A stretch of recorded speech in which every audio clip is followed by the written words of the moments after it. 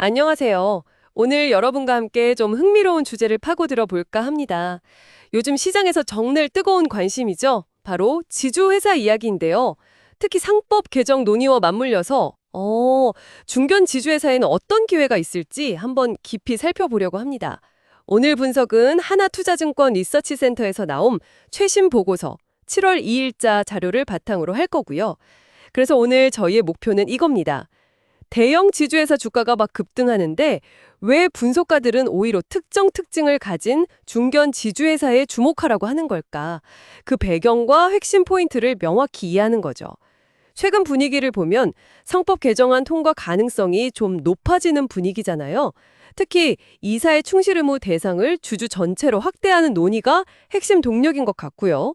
이 부분 때문에 지주회사 주가가 크게 올랐다는 건 다들 아실 겁니다. 자, 그럼 이 내용을 한번 자세히 들여다볼까요? 보고서 데이터를 보니까요. 최근 3개월간 대형 지주회사는 평균 62.0%나 상승했어요. 와, 엄청나죠? 그런데 같은 기간 중견 지주회사는 평균 46.4% 상승에 그쳤습니다.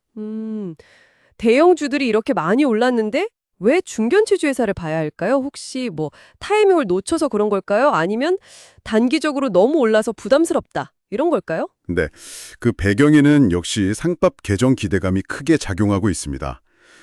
말씀하신 대로 특히 이사의 충실 의무 범위가 회사나 특정 지배주주뿐만 아니라 주주 전체의 이익으로 확대될 가능성, 이 부분이 시장의 기대감을 키운 거죠.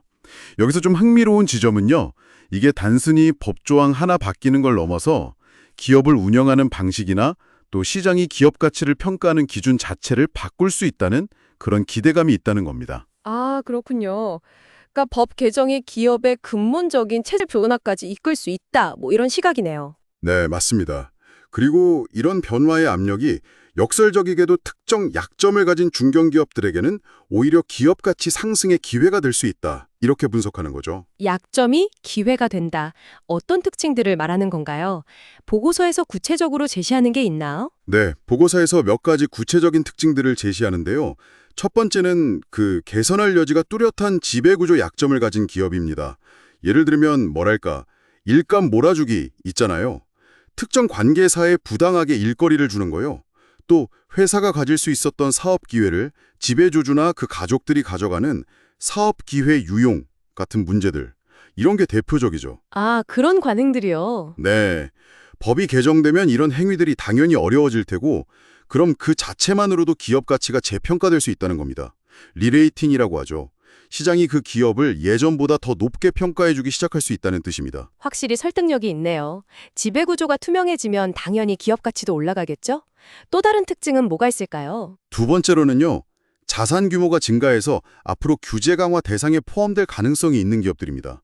상법이나 공정거래법을 보면 일정 자산 규모 이상 기업은 더 엄격한 지배구조 기준을 적용받잖아요. 네네, 있죠. 그 기준에 가까워지고 있는 기업들은 법 개정 때문이든 아니면 사회적인 분위기 때문이든 선제적으로 혹은 좀 강제적으로 지배구조를 개선할 유인이 커지는 거죠. 아하, 그러니까 어차피 규제 대상이 될 거라면 미리 대비하거나 혹은 법 개정 후 압박 때문에라도 개선할 가능성이 높다, 이 말씀이시군요. 그렇습니다. 이게 더 큰 그림에서 보면 결국 지배구조 개선은 기업의 투명성이나 효율성 증대로 이어지고요. 어떻게 보면 규제의 칼날이 오히려 기업 체질 개선의 촉매제가 될 수 있다는 거네요. 흥미로운 관점입니다. 그럼 지배구조 외에 다른 측면은 없나요? 주주환원 관련해서 두 가지를 또 묶어볼 수 있는데요.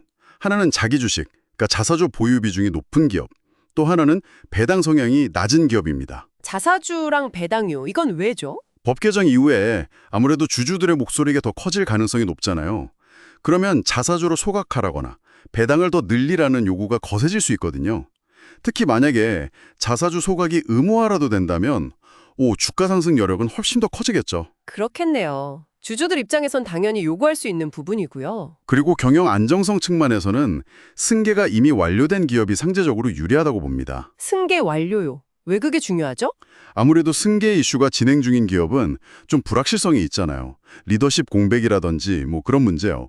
그런데 승계가 안정적으로 마무리된 기업은 장기적인 관점에서 봤을 때 그런 리스크가 적다는 거죠. 특히 중견 기업은 후계자의 역량이나 스타일도 중요하니까요. 아, 안정성 측면에서 그렇군요.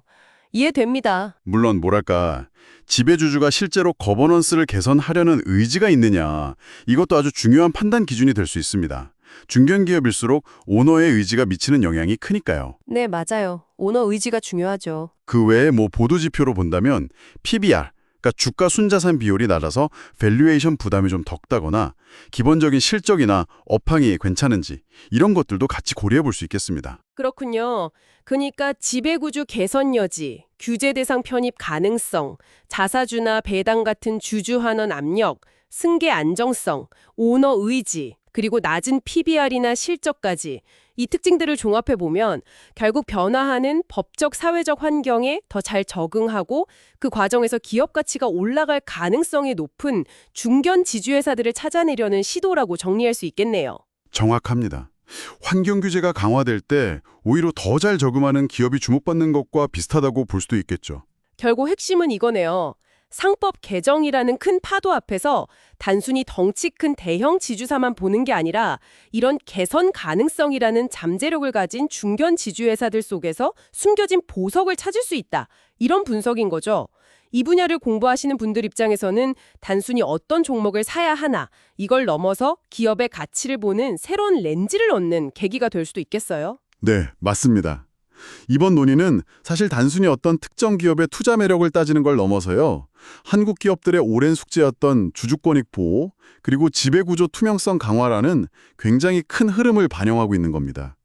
물론 오늘 저희가 살펴본 분석은 보고서가 제시한 특정 기준에 따른 잠재적인 수혜 가능성에 초점을 맞춘 것이라는 점은 기억해야 합니다. 그렇죠. 잠재력일 뿐이지 무조건 오른다는 보장은 없으니까요. 네, 실제 변화가 기업 가치에 얼마나 또 어떻게 반영될지는 계속 지켜봐야 할 부분입니다. 이는 중요한 질문을 던지게 합니다. 자, 그럼 마지막으로 이런 질문을 한번 던져보면서 마무리할까 합니다. 오늘 보고서에서 제시된 어떤 특정 기업의 특징들에 넘어서서요.